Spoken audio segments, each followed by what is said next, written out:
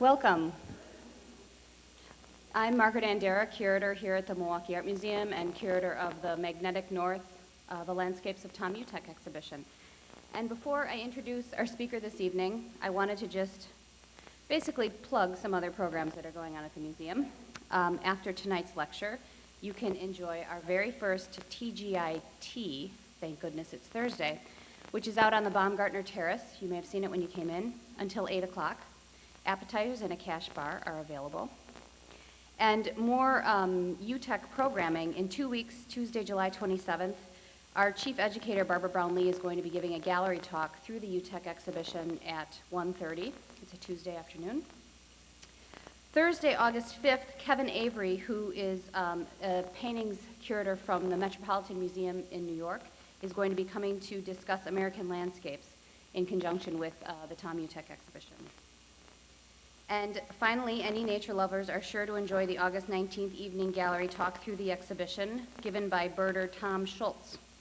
He will walk through the show emphasizing the birds in all of Utek's paintings particularly. And as an introduction to Michael Dombeck, he is one of the most renowned and respected contemporary conservationists. He's dedicated a quarter of a century to managing federal lands and natural resources in the long-term public interest. His leadership in the Bureau of Land Management and as a former chief of Forest Services impacted nearly 500 million acres. His legacy is one of steadfast stewardship for the land, and he is most noted for significant efforts toward watershed health and restoration, sustainable forest ecosystem management, sound forest roads, and roadless area protection. He has authored and co-authored and edited over 200 popular and scholarly publications, including the book Watershed Restoration, Principles and Practices, and most recently the book From Conquest to Conservation, Our Public Lands Legacy. Dr. Dombeck now serves as GEM Pioneer Professor and UW System Fellow of Global Conservation. He is helping to lead the planning and development of the Global Environmental Management Education Center in the College of Natural Resources at the University of Wisconsin-Stevens Point. And he wanted to make sure that I told you that he spent 11 summers as a fish guide in the Hayward area of Wisconsin. And I also want to add that you may have heard him today on WUWM at the At 10 program, where you were excellent. I only wish they would have mentioned you were coming to speak tonight. Please join me in welcoming Dr. Michael Dombeck.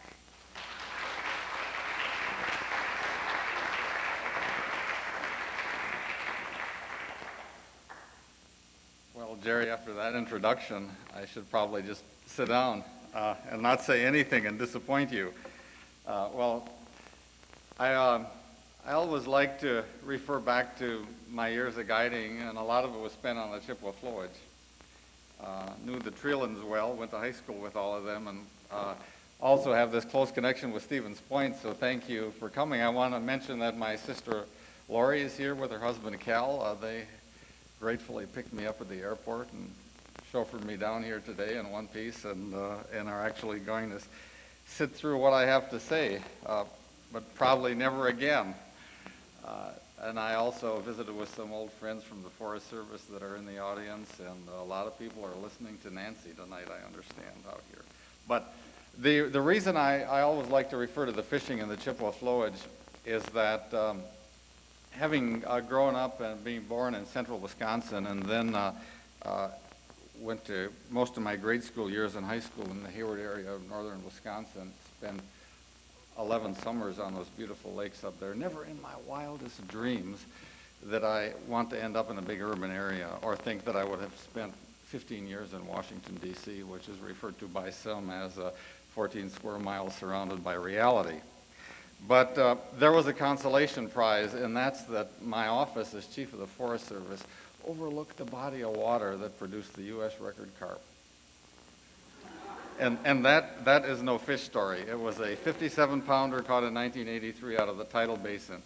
And I know some of you that have as much gray hair as I have, when you think of the tidal basin, you probably think of Wilbur Mills and somebody else. But that's a great fishing hole. I'm just so pleased that you came to primarily, I hope, to look at Tom Utek's wonderful art that's inspired by the land. And oftentimes when we think about art, we don't really think about its impact on social issues, on national policy. But the fact is, it does have a tremendous impact, and especially in the field of conservation, has had a tremendous impact, not only over the years, but over the centuries. The first place that we really saw the impact of art influencing conservation values was from the Hudson School of Landscape Painting. In 1860, Frederick Edwin Church painted a masterpiece called Twilight in the Wilderness. In 1864, on July 1, Abraham Lincoln signed the first piece of public policy dedicating land for the purpose of resort, recreation, and conservation. And that was when he set aside the Mariposa Grove of giant sequoias, which is now Yosemite National Park. And we often don't think of Abraham Lincoln as one of our conservation leaders, but in fact he was the first president to take some sort of national policy action recognizing the value of land beyond something that needed to be conquered or exploited. And that was influenced by the art of the era. And we see a message in Tom Utek's art, and a message that I'm going to talk about just a little bit today. And there's so many issues in conservation that we could cover, and I want to mention simply a few. And I want to talk about the land. I want to talk about security. I want to talk about securing the health of the land and how important this is. Because if we think about this word security and how often we've heard it in the last 3 years, and now I ask you to think about, what does it really mean? The president has requested in one slug $87 billion, which Congress appropriated in the name of national and world security, to keep all of us more secure. And hearing this word over and over and over again, not one single day goes by that you read the paper or turn on the TV that you don't hear the word security. I think about what it means in the context of the land, in the context of long-term cultures and values. And I ask myself, aren't we making a mistake as a society and as a nation by viewing security simply as dealing with the immediate threat of terrorism today, weapons of mass destruction today? What does it mean to secure the long-term health of the land? And there are all kinds of threats. And yes, the threat of terrorism is something that we absolutely have to deal with. It's critical. But my plea is not to overlook the other threats that are out there. And to put what I'm talking about into a historical perspective, I want to talk for a few minutes about a place that's dominated world news in the last year or so, and that's this place called Iraq. And I want you to picture Iraq on the globe and Baghdad and its location, which happens to be between the Tigris and Euphrates rivers, the home to Mesopotamia, one of the two great cradles of civilization. In fact, the very cradle of agriculture, the biblical Garden of Eden. This is where this place, Baghdad, is today. And at one time, it was lush and green and productive, with societies that developed the very agricultural practices that we still utilize today. And now I want you to ask yourself what you see on TV when you see pictures of Baghdad in Iraq. You don't see lush green valleys. You don't see streams flowing. And the answer is fairly simple. It's in part too many people putting too much pressure on the land for too many years. And unfortunately, the story of ancient Iraq and the many civilizations that have fallen because of the way people treated the land, certainly not intentionally, but the fact is we're repeating that today. And today, we, at least in this nation, know better. some developing nations simply don't have the means. I want to give you an example. Last December, I spent almost a month in the West African country of Mali, where my daughter Mary is in the Peace Corps.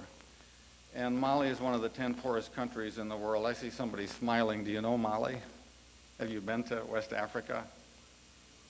Oh, great. Where? At any rate, Mary's homologue, or community liaison's name is Bwemi Kone.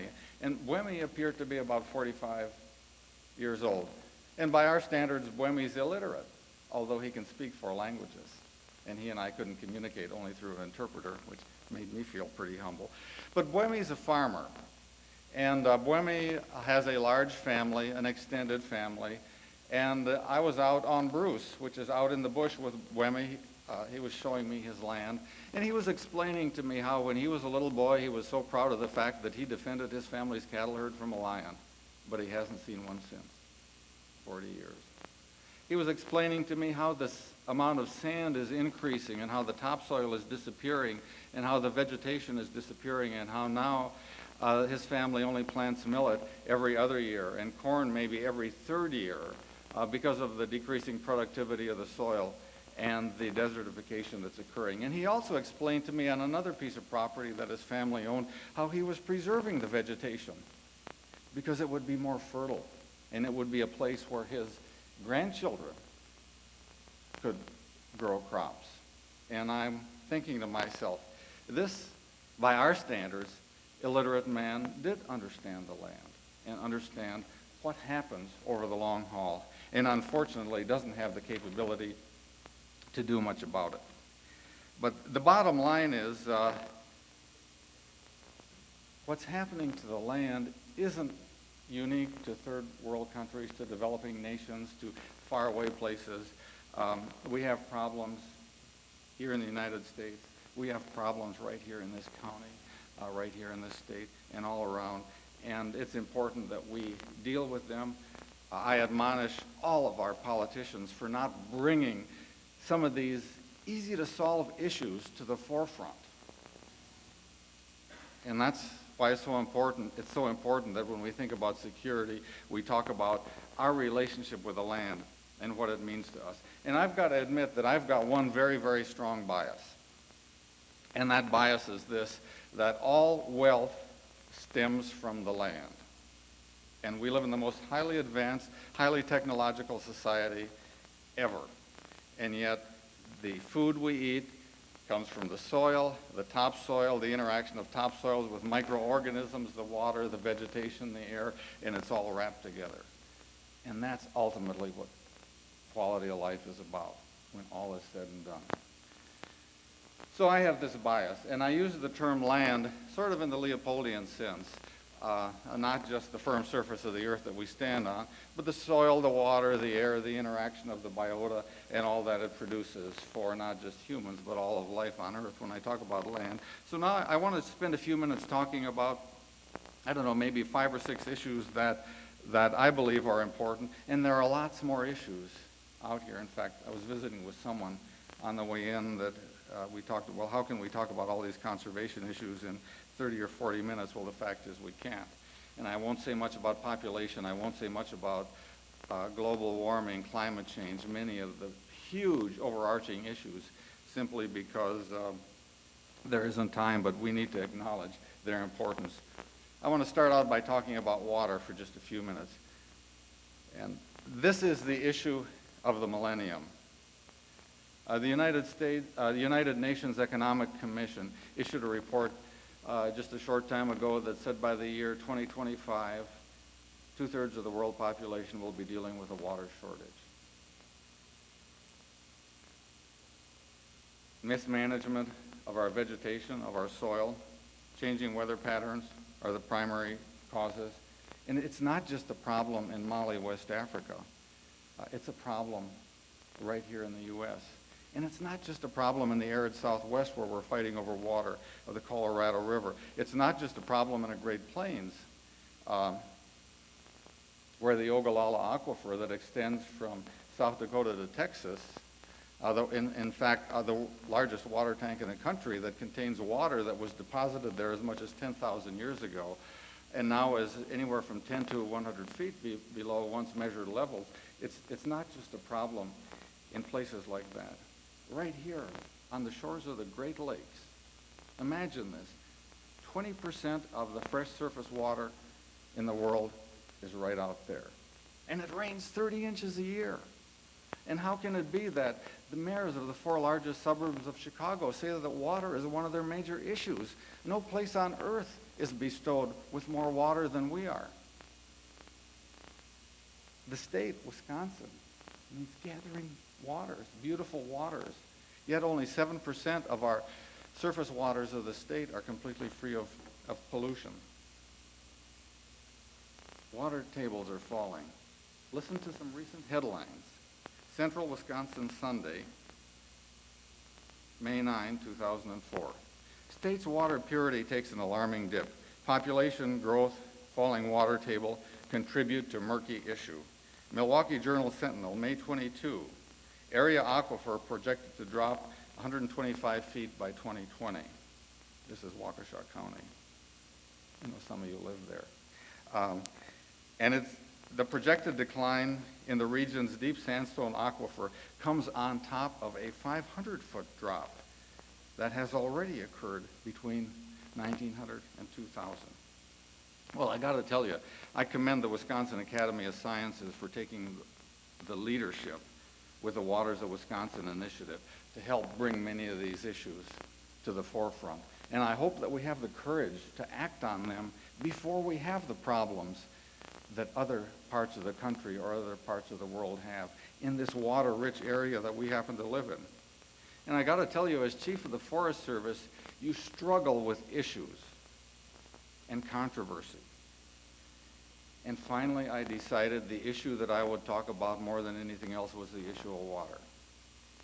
Because in fact, the very organic legislation that was passed in 1897 to establish the National Forest of the United States said something like this, that no forest reserve, they weren't called national forests until 1905, that no forest reserve shall be established except to protect the forest within the boundary, to secure favorable conditions for water flows, and provide a sustainable supply of timber.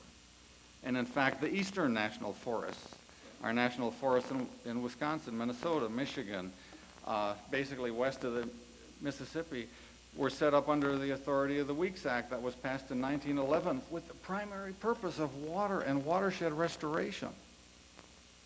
And yet somehow, after World War II, we seem to have forgotten this major mandate, this policy mandate that we had for forests and water.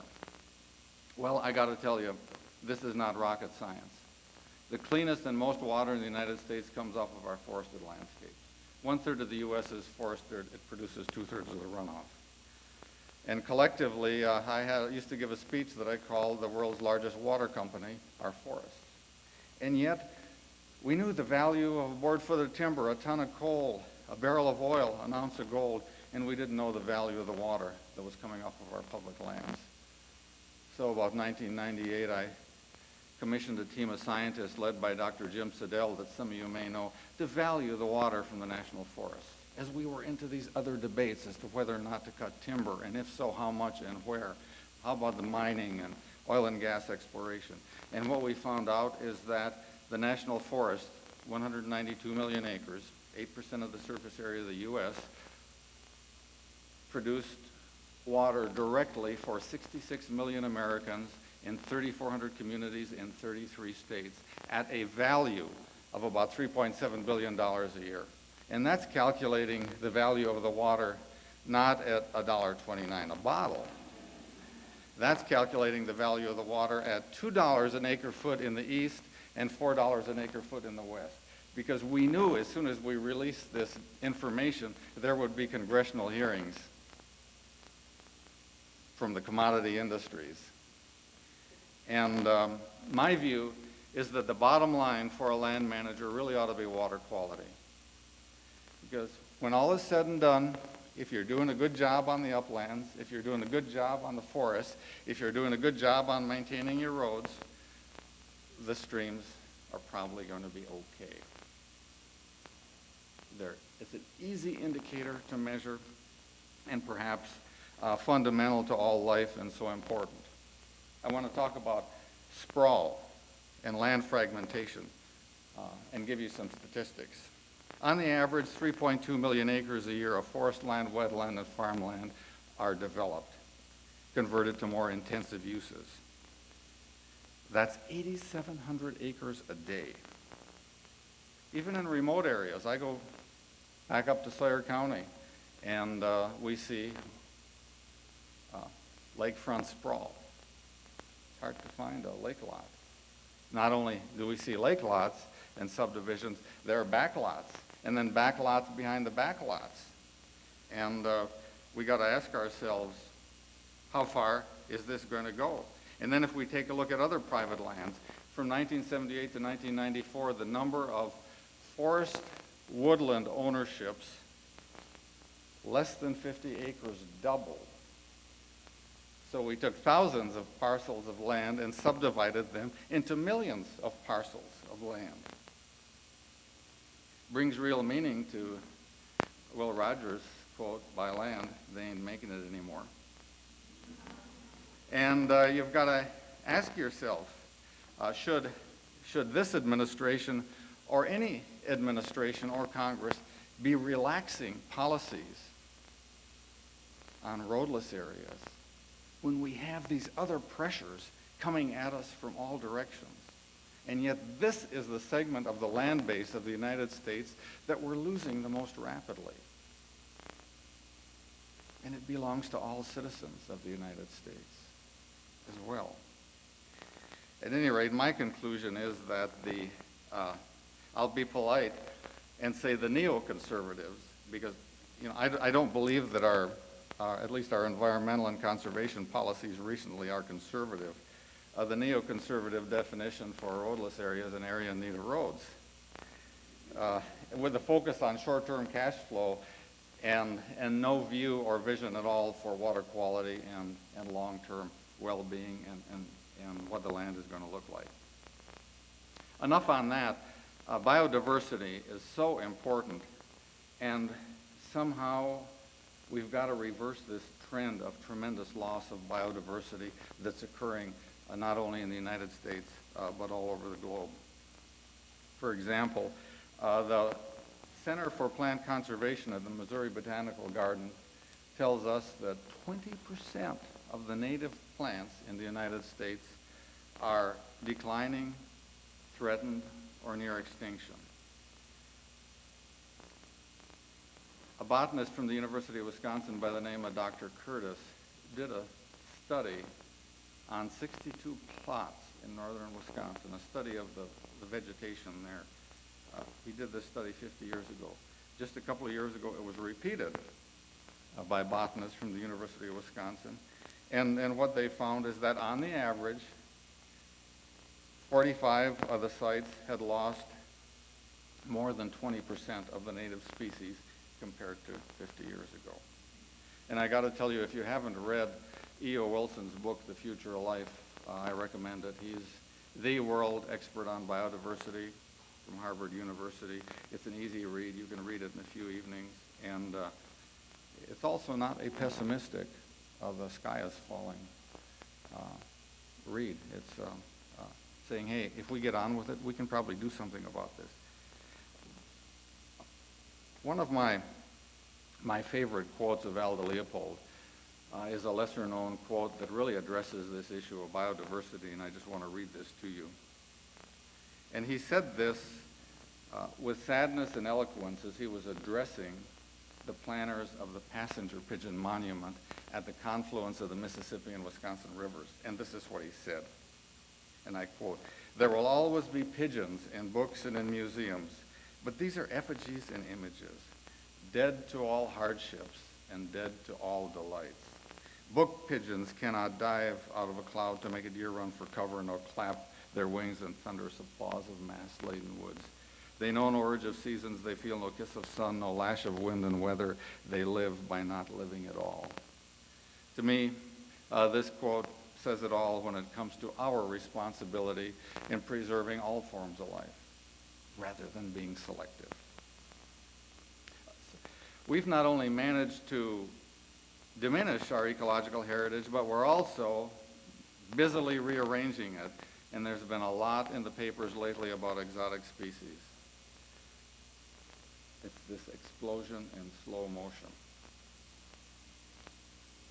Invasive weed species now infest about 100 million acres of land in the U.S., and they're spreading at a rate of about 3 million acres a year, which is equal to a strip of land 2 miles wide, stretching from coast to coast.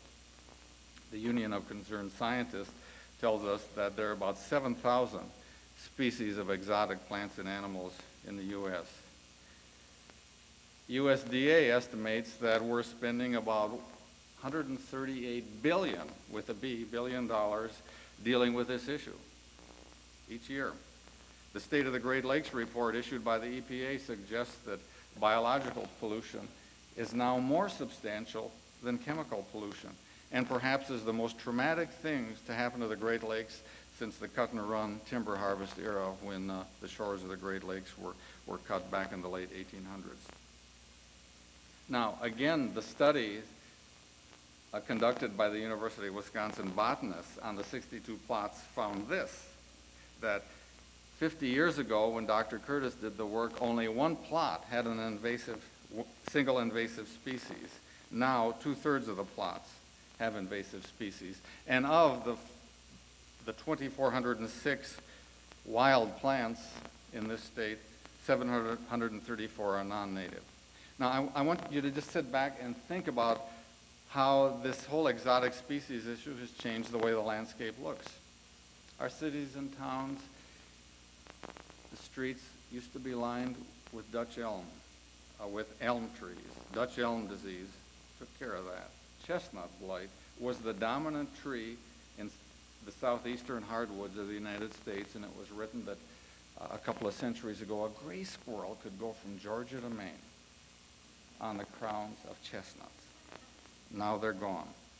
And we've got white pine blister rust, kudzu, melaleuca in the Everglades. The list goes on and on. It's endless. Asian longhorn beetle introduced into the ports of New York and Chicago. We don't know exactly what extent the damage will be of the Asian longhorn beetle, but what we do know is that sugar maple is one of its favorite trees. Will we see a day where the sugar maple will go the way of the chestnut or of the elm tree? We certainly hope not. A key reason that managing exotics is difficult, or dealing with them is difficult, is because they thrive in disturbed habitats. And our best defense against exotic plants is to protect our remaining undisturbed native habitats, to maintain the natural biodiversity. And yes, we need strong import regulations. We also need to make investments up front, prospectively, to determine what are the species, the sets of species that are likely to invade and to become major problems. Instead, we spend the money after the horse is out of the barn.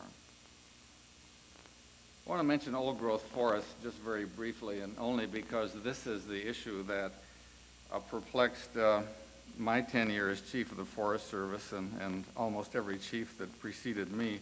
And in fact, it's this issue that symbolizes the 30 or 40 years of conflict that we have had in forest management, especially national forest management in the United States. And by the way, my neoconservative definition of old growth is senile trees that belong in a home, preferably as a 2x4 or 2x6. But here we are in this state where we revere the white pine tree, the great tree that attracted the King of England to the New World as he sent his subjects to the New World to put the king's stamp on these majestic trees so they could be used to maintain the naval supremacy of the British Navy by using them for masts because of their qualities. The fact that England had used up their wood centuries before they came to the New World, and they were just tired of fighting the Scandinavians, and they had to maintain this naval supremacy, and we were part of that, and the white pine is basically part of the culture of this country itself in the colonial days, and yet the only white pine, old-growth white pine that we have left is the few acres we have in the Menominee tribal lands, and my hat's off to the Menominee for having done an outstanding job in managing old-growth forest by harvesting timber in a truly sustainable way where they haven't built the infrastructure that exceeds over the long term the capability to produce, so they get caught up in this knot of we just got to have more and more, and yet the land can't sustain it. I used to think that, gosh, why couldn't we do this with a national forest? Why do we have all these hassles that we have when we know how to do this stuff? I've also got to ask another question. Are we going to restore some of the old-growth white pine in this state? And if so, where? When are we going to start? What are we willing to give up to have some of it? Certainly, if we start it today, you and I will never see it. Our great-grandchildren might see it. But as a wealthy society, do we really care enough about this? And I've also got to ask another question when it comes to public policy, and that's what in the world are we doing harvesting what little remaining old growth we have on public lands? I would hope this administration would halt all commercial harvest of old growth on public lands. Now, I tell you, that would be a truly conservative legacy. Think of this word conservative, saving something for the future rather than liquidating these assets as quickly as we can. I don't think Teddy Roosevelt would agree with that definition of conservative. Private land conservation. And I mentioned private land because much of the debate over land management does occur on public land, and this is really the wrestling mat for public policy. But most of the land in the United States, and we have 2.3 billion acres of it, is in public ownership, private ownership. We've got, for example, 9 million woodland owners who own tracts of land less than 100 acres, and only 5% have professionally developed management plans. I commend Cal for having a professionally developed management plan on his 120 acres up in Marathon County, and I would urge all woodland owners to, whatever your objective, to seek professional advice.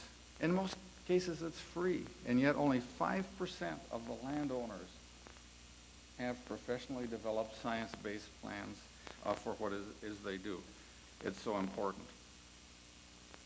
Urban forestry. I want to spend a few minutes, because much of the urban lands are private, and in fact we have 100 million acres in the United States that are now cities and towns over what were once forests. Remember the California energy crisis of a couple of years ago? Well, a colleague of mine, Dr. Greg McPherson, who's a Forest Service researcher at the University of California, Davis, went to work and did some analysis of the urban forests in California about that time. And what he found is there are 177 million trees in the state of California providing shade and energy-saving function. And those 177 million trees saved the citizens of California about $1 billion a year in their air conditioning bill, and they saved the utility industry about $500 million a year in wholesale energy costs.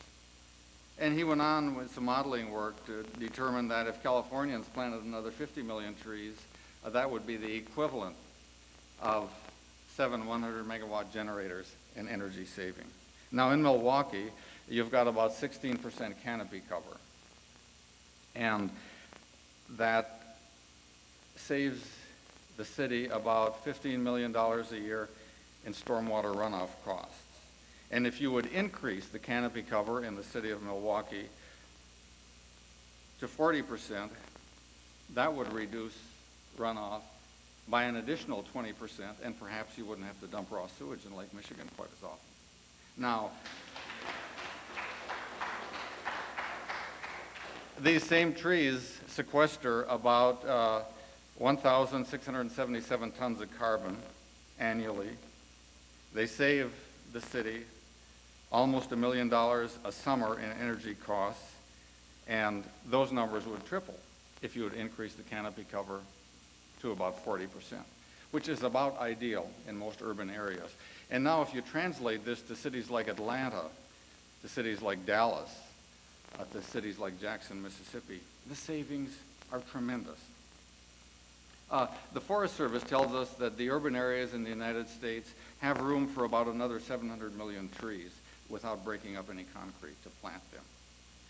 So if we calculate in a conservative manner the energy saved from these 700 million trees, that's equivalent to about 30% of the estimated annual production of the Arctic National Wildlife Refuge over 50 years.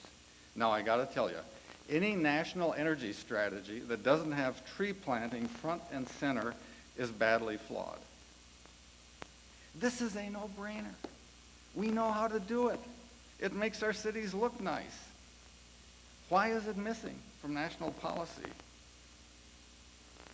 Beats me.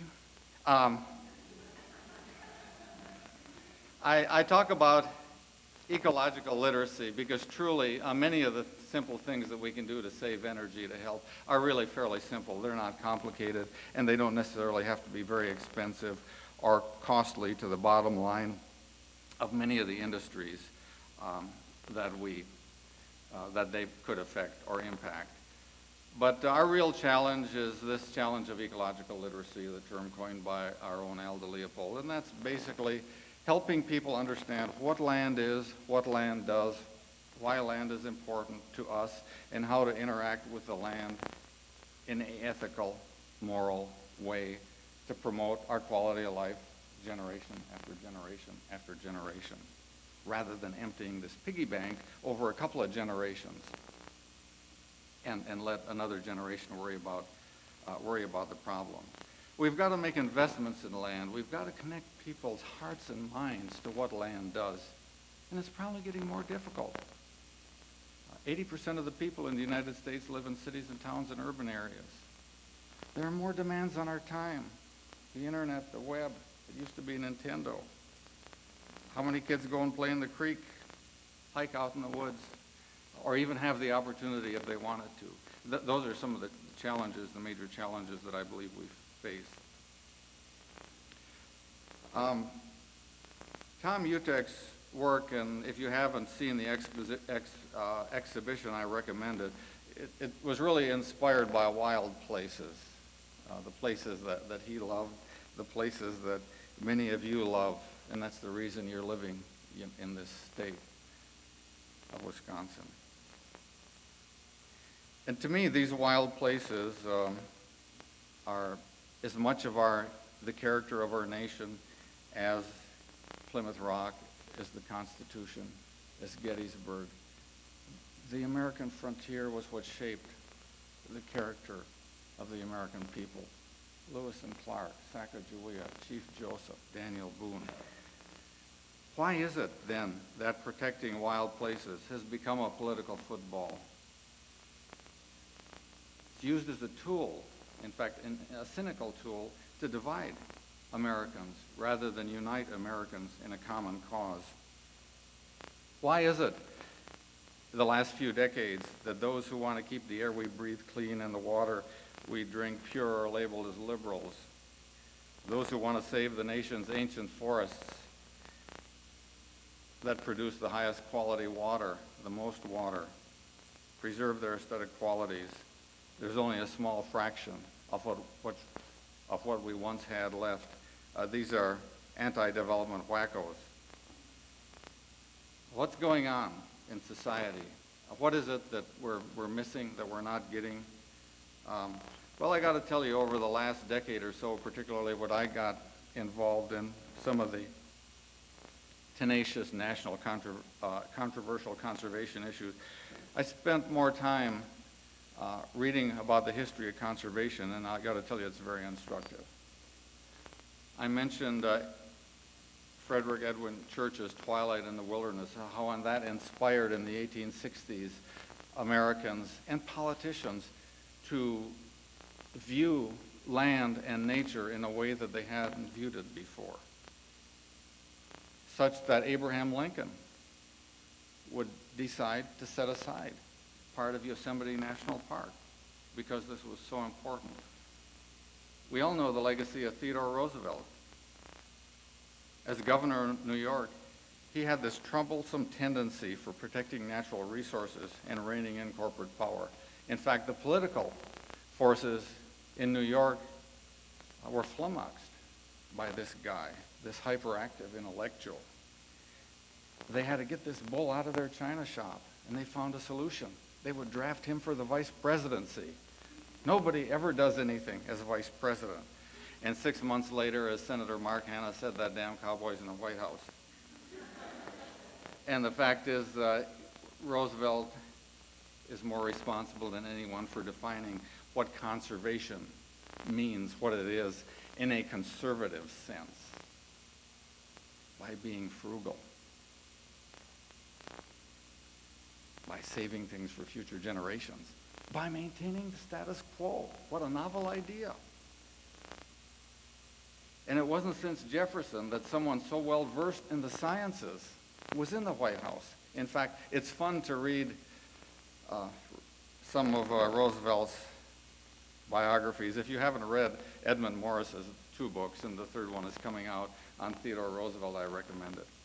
For example, as president, he would set aside time, 12:30 to 1 during lunch, to do ornithological readings.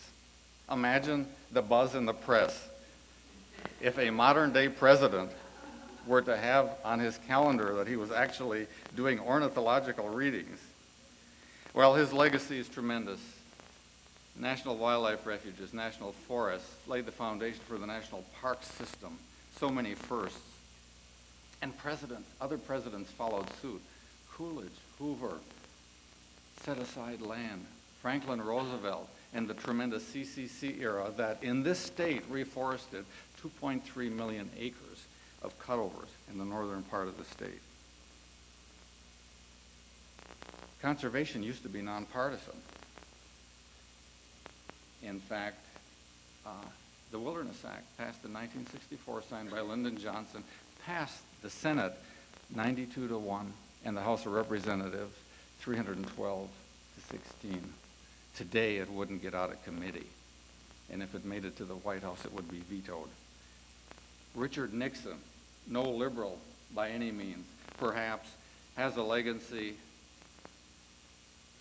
closer to Theodore Roosevelt's than almost any other president for the environmental conservation actions that occurred in his administration.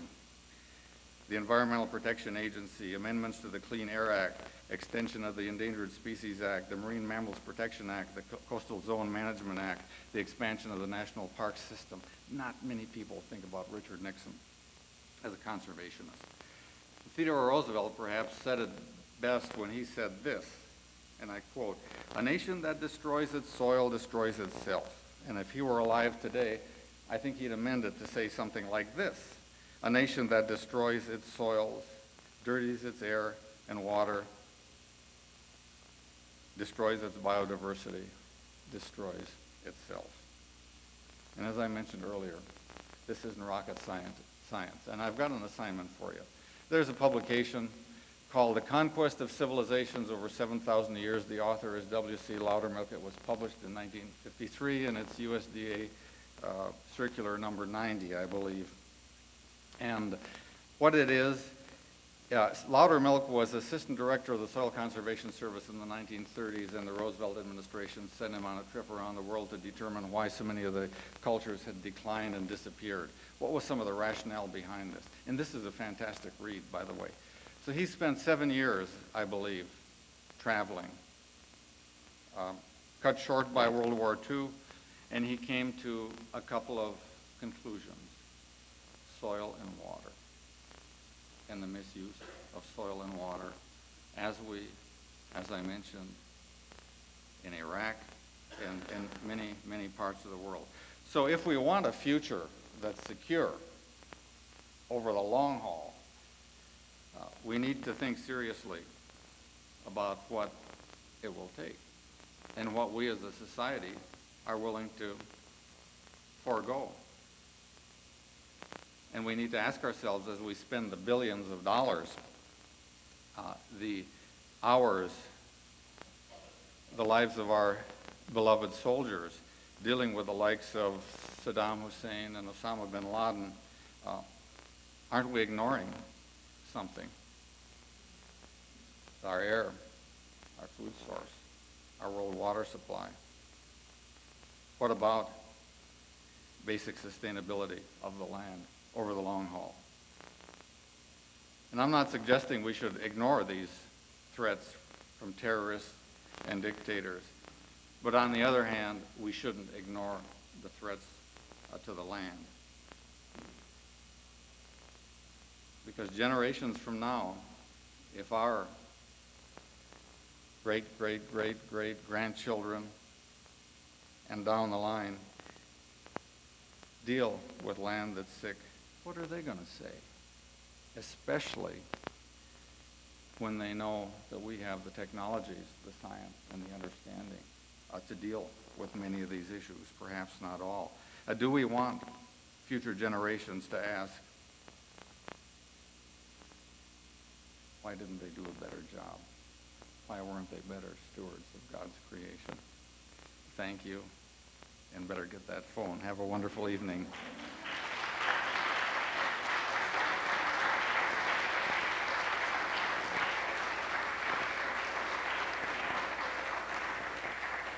Fran tells me we can do a couple of questions, and those of you that need to leave, enjoy the evening, and thank you for coming. Back there.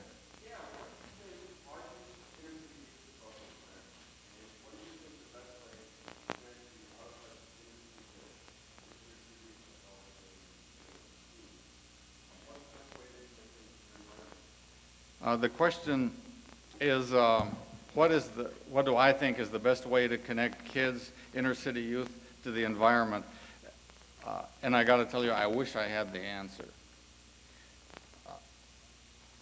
The thing that I do believe is that we have more means to connect with people than we've ever had. With the internet, with all the technologies that we have, with cable, with TV, and somehow we have to be a lot more creative than we have been, because so many people just simply don't have the access to the outdoors as those of us that grew up in the woods on a farm had to develop this kind of appreciation. So I wish I had that answer, because I do believe it's easy to say, but it's education is the key, and connecting people to the outdoors in some way is the key. And that doesn't mean you have to live in the woods or you have to live out on the prairie. You just have to have a basic understanding of how this stuff ticks, because this is not all that difficult. Do you know that, that as Chief of the Forest Service and the head of BLM, I have yet to have a land developer come to me and say, we want you to do a better job of watershed management. And yet, how many cities do we have in the United States, especially the Southwest, that are water limited? I mean, Scottsdale, Reno, Phoenix, San Diego, the list goes on and on, Las Vegas, and on with the water limitations that we have, and yet we're not spending very much time taking a look at how the system really works. For example, the state of Colorado came up with one of the most idiotic ideas, perhaps of the century, and that's to deliver more water to the Front Range. They proposed clear cutting 40% of the water of the Rocky Mountain front to increase water yield. And absolutely, it will increase water yield, just like a parking lot increases water yield. The objective is to keep water on the land longer.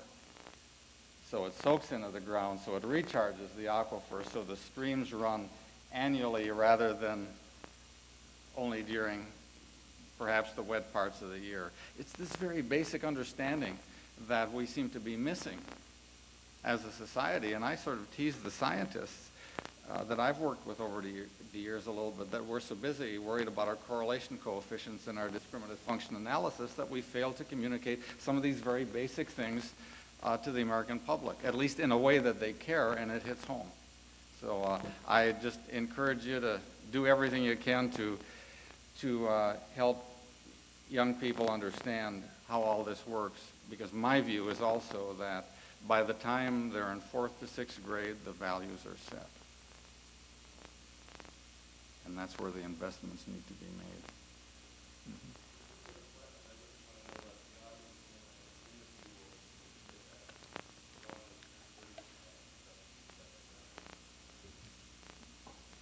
Okay, thank you.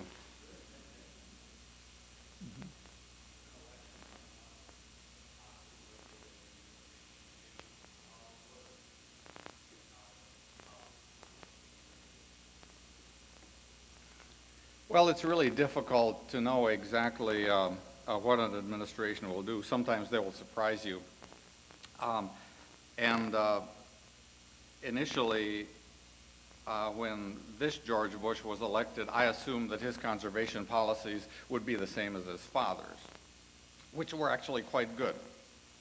We didn't, maybe we didn't gain a lot of ground, but we certainly didn't lose a lot of ground. And my best advice to this president is that he should hire his father and listen to him on these issues.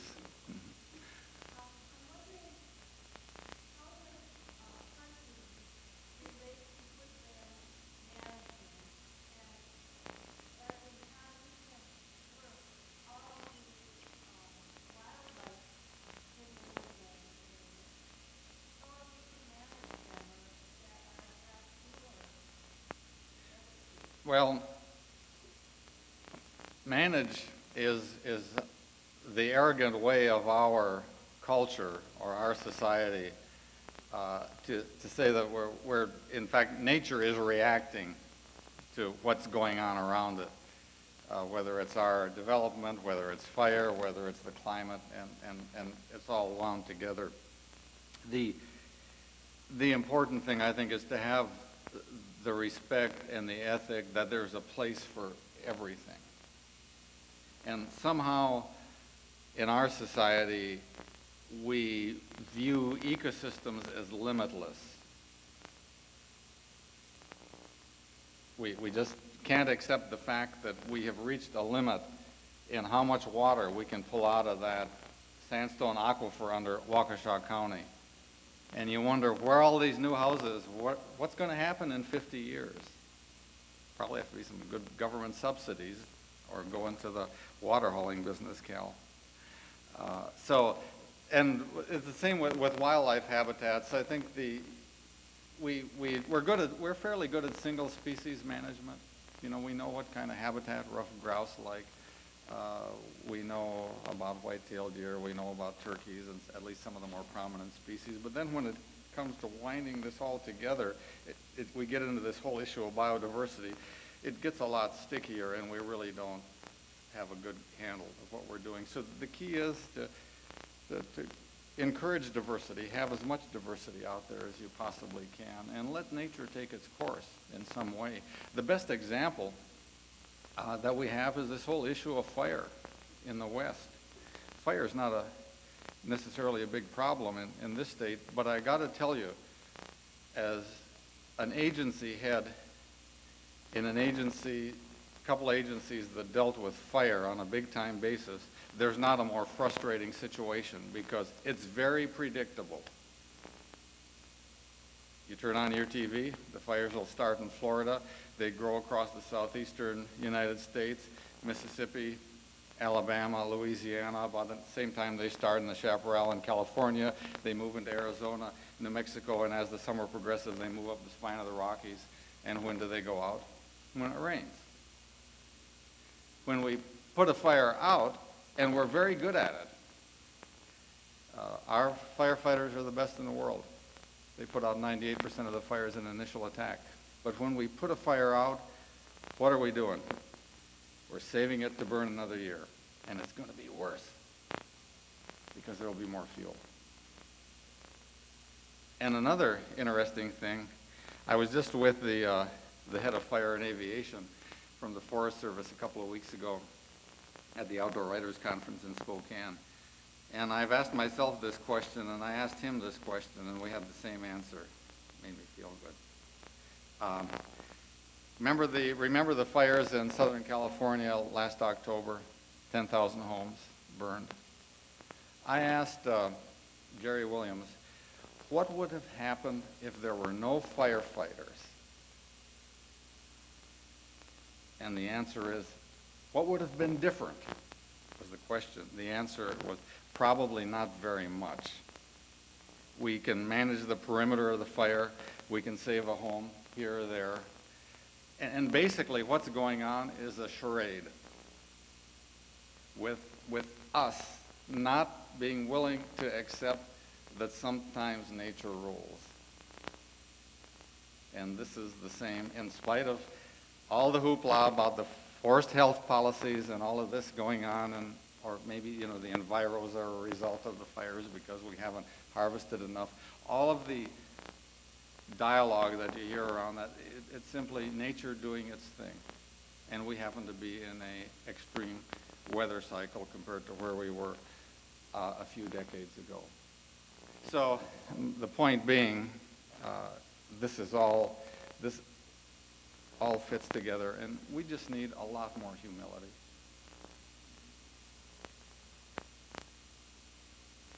Back there.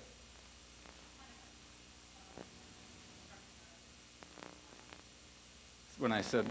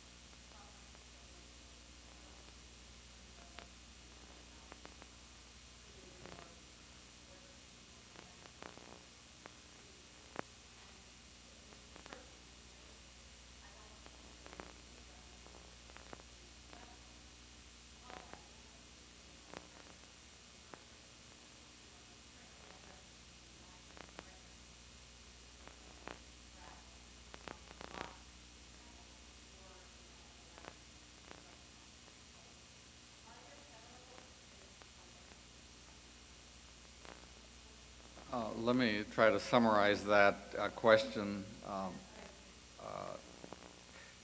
A landowner perhaps doesn't have the means and therefore has to either subdivide or sell sand and gravel, basically allow his or her land to be mined, and then what federal programs or what other alternatives are there to avoid that sort of degradation to the land. I guess I really don't know the answer to that.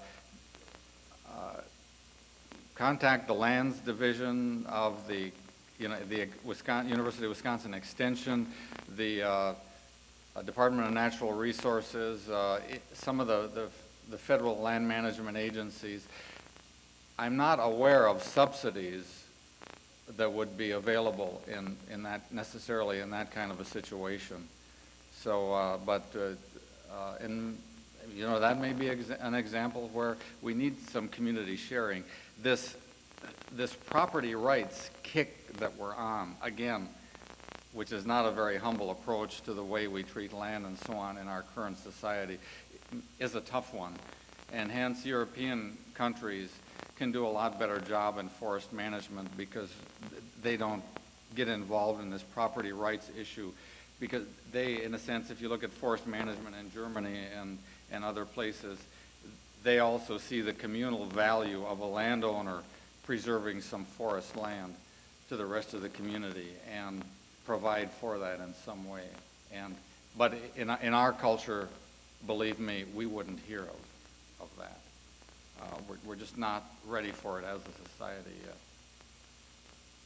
Another one back there.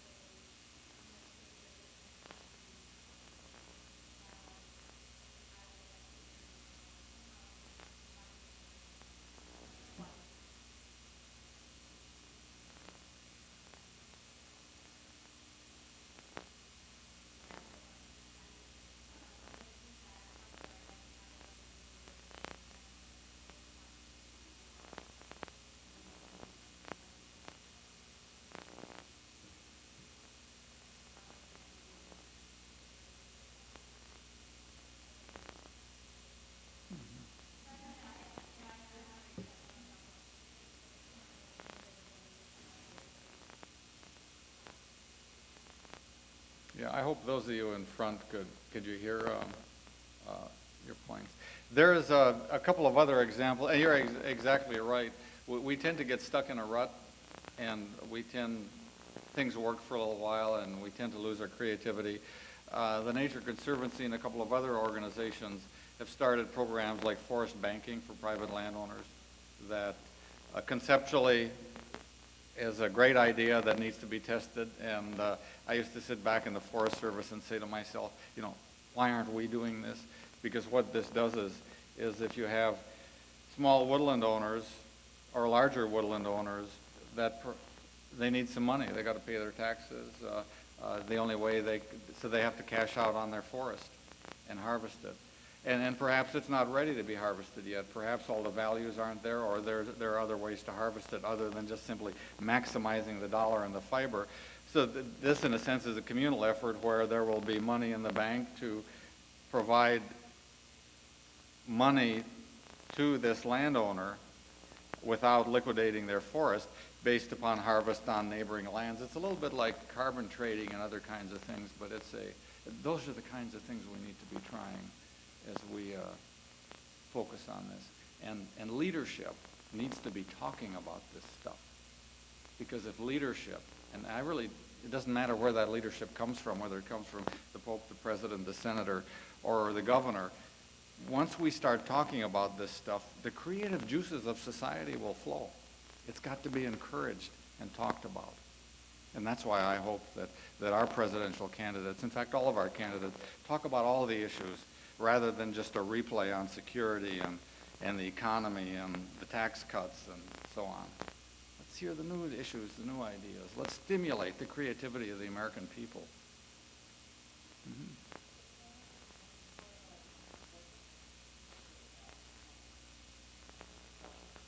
No. The question was, is there any hope for the roadless initiative, or is that done? No. I think the action taken by the Bush administration was very predictable. They understand the popularity of the issue with and it's an issue I know a lot about, because I was in the middle of it, where we had more public comment on that issue than any other issue the Forest Service had ever dealt with. 1.6 million comments, about 90% in favor. A large portion of those wanting stronger protection. So if you had followed that issue through the 3-year course of the issue, it got more protective because of the public comment period. Now, the real issue with roadless is Idaho and Montana and their congressional delegations will not deal with the wilderness issue. And hence the agency is caught in this vice because the political machinery in those states cannot come to agreement. And hence Congress is impotent to deal with it, and it's placed right in the agency's lap. I'm not overly worried about the roadless issue for a couple of reasons, and I kind of think that a year from now, the Bush administration will wish they had done it differently. Because number one, they didn't protect roadless, which is very popular. Number two, they won't be providing many jobs to these communities because the values aren't there. And I'll tell you about those in just a minute. And number three, they'll be criticized for providing or giving the opportunity, sort of an unfunded federal mandate. I tell you, we got an $8.4 billion taxpayer liability in road maintenance on the national forests. Is any governor going to want to step up and say, here's a few bucks to fix up these roads? This is a national liability that we're dealing with, and it's because people refuse to face the issues that was very controversial. And I got to tell you, from a business sense, it's a no-brainer because the unit cost of operation in roadless areas is about twice of what it is in other areas. Number two, the failure rate of projects is significantly higher in roadless areas than in other areas. So if you're the CEO of a company, what are you going to do? Are you going to invest money where the profitability is the lowest, or even the chance of success is the lowest? Probably not. The bottom line is this is a symbolic fight more than anything else. It's really a fight over old growth. How much land in the United States do we want to save as wild and non-roaded versus how much do we want to develop? And where is the decision made? That's what the real hassle is about. I was a little bit surprised when roadless became an issue in this state. And Nadine Bailey, who was at that time head of the Wisconsin-Michigan Timber Producers Association, who came from Oregon, and they really turned this into a issue. Really never told the citizens of this state that the Chequamegon and Nicolet produce more timber than any national forest in the country, and that the harvest levels have been going up. But that's the communications shell game that goes on when you get into some of these kinds of issues that is difficult. So it's another important point on roadless is the easy stuff is gone. And it's been gone for a long time. So much of what's out there is of low value or no value or difficult to access. And another point is this is not going to help local communities because especially in the West, it takes large corporate muscle and money to build roads into these difficult to get to areas. It's not your local logger that's raising a family that's going to benefit from this. This is a corporate.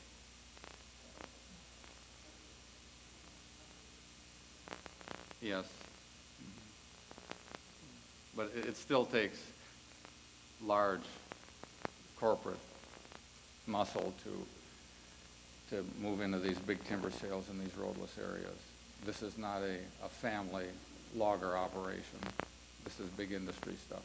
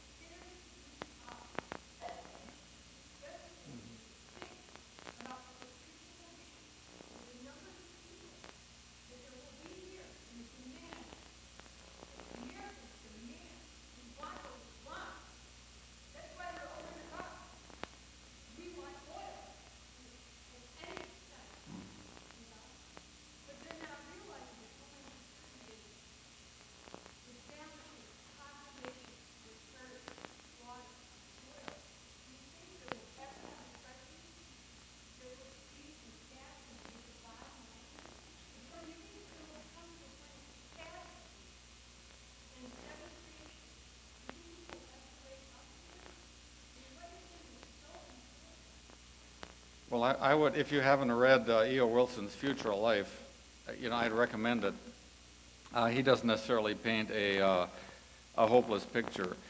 And I'm probably most pessimistic on the whole exotic species issue because we can dump all the money in the world into this, and nature, again, back to the habitat question, nature will sort of take its course that we really don't understand with all the technology. But Teddy Roosevelt came out of the blue. And using the bully pulpit, mobilized the nation to do a lot of good things. If we take a look at the security issue, none of us were thinking about security 5 years ago like we are today. Leadership has been talking about this issue, and there's been a lot of activity around it. We also need, my point is we also need leadership that talks about other things like this. And we've got lots of technology. We've certainly, approached with humility. I'm not a doomsdayer. I'm a little bit worried, not necessarily for the next generation or two, but by the end of the century, if we don't act, that we'd have problems.